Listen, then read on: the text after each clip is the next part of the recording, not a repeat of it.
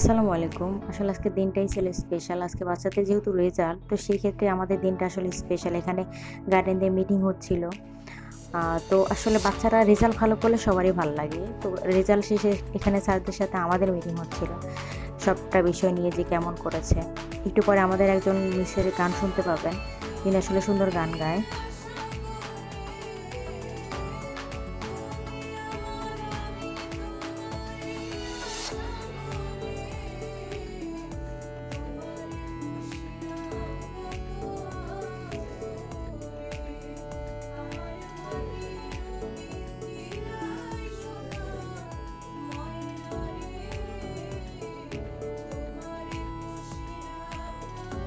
আসলে মূলত উনি কিন্তু সঙ্গীতেরই মানুষ।